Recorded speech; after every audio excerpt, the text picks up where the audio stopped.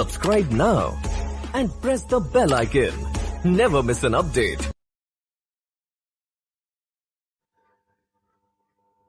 Hello friends, hello students. चलिए हम आते हैं जो हम बीएड से संबंधित लिंग विद्यालय समाज का जो पाठ्यक्रम है, आज उसका हम कुछ महत्वपूर्ण जो एग्ज़ाम का गेस्ट सीरीज है उसको प्रस्तुत करेंगे। तो आप वीडियो को लाइक और सब्सक्राइब जरूर करेंगे, शेयर करेंगे, ताकि विभिन्न लोगों तक, विभिन्न विद्यार्थियों तक ये वीडियो पहुंच सके। तो आप बेल आइकन जरूर दबाएं, सब्सक्राइब करें। तो चलिए हम आते हैं लिंग विद्यालय समाज जो हमारा विषय है। तो हमारा पिछला वीडियो में हम इससे संबंधित प्रश्नों को प्रस्तुत कर चुके हैं। इसके आगे हम आते हैं अगले प्रश्न को लेकर। तो प्रश्न है, लिंगीय विभेद या लिंगीय असमानता को समाप्त करने के उपायों का वर्णन करें। तो लिंगीय विभेद या लिंगीय असमानता, इसका हम एक प्रस्तावना बनाएंगे, एक रूपरेखा बनाएंगे, जिसमें प्रस्तावना, इसके बाद लिंगीय विभेद का अर्थ, इसके बाद समाप्ति का उपाय, इसके बाद निष्कर्ष, इसके बाद अपना विचार या मंतव्य दे सकते हैं। इसके बाद हमने जिन पुस्तकों से सहायता लिया है उससे संबंधित संदर्भ ग्रंथ को प्रस्तुत करेंगे। तो चलिए हम आते हैं सबसे पहले प्रस्तावना। हम लिंगीय विभेद को देखते हैं क्या है। तो चलिए, यद्यपि भारतीय महिलाओं में शिक्षा में सुधारवादी प्रयासों के आधार पर समय के साथ काफी सुधार हुआ है, पर अभी लैंगिक असमानता व्याप्त है। देश में स्त्री एवं पुरुष का अनुपात लगातार कम होने के बजाय बढ़ता जा रहा है। 2011 की जनगणना के अनुसार 1000 पुरुष पर 940 महिलाएं थी। 2015 में 1000 पुरुष पर 918 महिला थी। अर्थात अनुपात घटती जा रही है। अर्थात ये लिंगा जो अनुपात जो है उसका रेशियो जो है क्रमशः कम हो रहा है। ठीक है।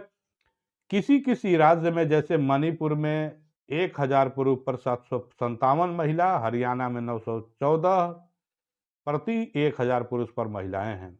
अर्थात लिंगीय असमानता में आशातीत सफलता नहीं मिल पा रही है।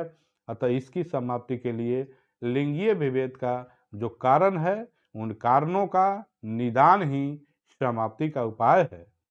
अतः निम्नलिखित उपायों को अपनाना होगा। तो अब हम देखते हैं, पहले इसकी भूमिका को देख लिए, हम अर्थ देखते हैं। लिंगीय विभेद का अर्थ क्या है, इसको भी थोड़ा सा हम जान लेते हैं। तो लिंगीय विभेद का अर्थ है बालक एवं बालिकाओं में सामाजिक, आर्थिक, राजनीतिक, वैज्ञानिक क्षेत्र, मनोरंजन, खेल, शोषण, अपमान, असमानता, अर्थात इन मामलों में समानता का नहीं होना।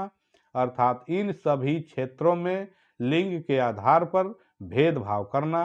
अर्थात हम कह सकते हैं कि यह असमानता सोच समझकर बनाई गई एक खाई है, और इस खाई को भरना या समानता के स्तर को प्राप्त करने का सफर बहुत ही मुश्किल है। तो आगे आते हैं हम रूपरेखा की अगली कड़ी में। हम देखेंगे समाप्ति का उपाय, कैसे हम लिंगीय विभेद को समाप्त करेंगे, कौन से उपाय हम अपनाएंगे, कौन सी विधियों को लाएंगे ताकि लिंगीय विभेद समाप्ति की ओर हो, समाप्त हो। तो समाप्ति के उपाय, पहला हम देखते हैं रूढ़िवादी परंपरा एवं मान्यता का उन्मूलन। प्राचीन काल से जो धार्मिक एवं सामाजिक रूढ़िवादी परंपरा है, जो गलत एवं संकीर्ण मानसिकता है, इसको समाप्त किया जाना चाहिए। या बताना चाहिए कि स्त्री नहीं तो पुरुष भी नहीं होंगे, दोनों ही ईश्वर की कृतियां हैं। ऐसा करके हम समानता ला सकते हैं। दूसरा जो है समाप्ति का उपाय, सामाजिक कुप्रथा की समाप्ति। समाज में अनेक कुप्रथाएं जैसे बाल विवाह, विधवा विवाह, सती प्रथा, डायन प्रथा व्याप्त है, जिसका प्रभाव प्रत्यक्ष एवं अप्रत्यक्ष, शारीरिक एवं मानसिक दोनों रूप से पड़ता है। अतः इनको रोककर पुरुषों के समकक्ष स्थान दिलाकर लिंग भेद को समाप्त किया जा सकता है। अगला जो है समाज में जागरूकता लाना। समाज के लोगों को बताना होगा कि घटते लड़का लड़की अनुपात के क्या दुष्परिणाम होंगे। जागरूकता लाने के लिए जनसंचार के साधनों को जैसे रेडियो, टेलीविजन, मोबाइल, चलचित्र, पत्र पत्रिका अपनाना होगा एवं इस दुष्परिणाम को बताना होगा, जैसे सामाजिक व्यवस्था में गड़बड़ी, विवाह के लिए कन्या न मिलना, व्यभिचार को बढ़ावा, स्त्री नहीं तो बेटी, बहू, पत्नी, माता, बहन की कल्पना नहीं। अगला पॉइंट से नंबर 4, शिक्षा प्रणाली में सुधार। शिक्षा प्रणाली में अनेक दोष हैं, जैसे गतिहीन एवं नीरस शिक्षण विधियां, विद्यालय में बालिका के प्रति भेदभाव पूर्ण व्यवहार, बालिका विद्यालय का अभाव, गुणवत्तापूर्ण शिक्षा की कमी, व्यावसायिक शिक्षा की समुचित व्यवस्था नहीं, इन सब समस्याओं को दूर कर लैंगिक भेदभाव दूर किया जा सकता है। अगला पॉइंट है बालिका हेतु अलग व्यावसायिक विद्यालय की स्थापना। बालिका को आत्मनिर्भर बनाने एवं अस्तित्व बचाने के लिए इस प्रकार की शिक्षा व्यवस्था करनी चाहिए ताकि आर्थिक स्वावलंबन हो एवं लैंगिक भेदभाव समाप्त करने में मदद मिल सके। साथ ही बालिकाओं की आवश्यकता एवं अभिरुचि पर ध्यान दिया जाए। अगला पॉइंट है कानून एवं प्रशासन का सकारात्मक प्रयास। जो नियम एवं कानून सरकार द्वारा बनाए गए हैं उनका कड़ाई से पालन किया जाना चाहिए। अगला पॉइंट है भ्रूण हत्या रोकने हेतु कठोर प्रावधान तथा पालन। भारत में भ्रूण हत्या कानूनी रूप से अवैध घोषित है। ऐसा करने पर जुर्माना एवं सजा का प्रावधान है, परंतु निजी रूप से अस्पतालों में यह धंधा आसानी से चल रहा है। भ्रूण हत्या की स्थिति भयावह है, इसके रोकने के लिए कानूनों का कठोरता से पालन कराना चाहिए। अगला है सुरक्षात्मक वातावरण। समाज एवं देश में महिलाएं अभी भी सुरक्षित नहीं है। देश में अभी बालिकाओं के साथ अमर्यादित एवं अप्रत्याशित घटनाएं होती हैं जो मानवता को शर्मसार कर देती हैं। पुलिस तथा प्रशासन के साथ सुरक्षात्मक वातावरण सृजित करना चाहिए जिससे बालिकाएं घर से बाहर निकल सके। समाज को के दृष्टिकोण में परिवर्तन लाना चाहिए। अगला है संवैधानिक उपचार। स्त्रियों के विकास के लिए जो नियम एवं धाराएं बने हैं पर इन उपचारों के प्रति जितनी जागरूकता होनी चाहिए वह नहीं है।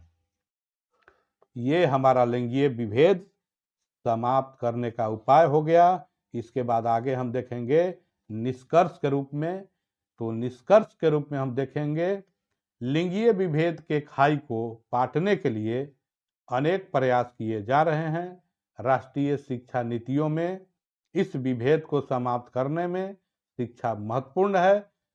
इससे संबंधित विभिन्न योजना अर्थात समाप्त करने के लिए, लिंगीय विभेद को समाप्त करने के लिए बालिकाओं को, महिलाओं को आगे आना होगा। इसको आगे लाकर हमें समाज की जो संकीर्ण भावना है उसको समाप्त करना होगा। तो इससे संबंधित विभिन्न योजना जैसे महिला समाख्या, साइकिल वितरण, छात्रावास, कस्तूरबा गांधी विद्यालय, इन सभी प्रयासों से भेदभाव में कमी हो सकता है। तो अब हम अंत में देखेंगे संदर्भ ग्रंथ को जिससे हमने ये जो है नोट्स को रखा, नोट्स को बनाया। तो हमने इसको सहयोग लिया जो है सविता शर्मा और यूपीएससी का नोट, यूनियन पब्लिक सर्विस का नोट्स से, और डॉक्टर प्रतिमा त्रिपाठी का जो है बुक से, इन सारे पुस्तकों से ये नोट्स बनाने में सहायता लिया गया। तो इस तरह से इस प्रश्न का उत्तर समाप्त होता है। आप सब्सक्राइब करें। जय विद्या।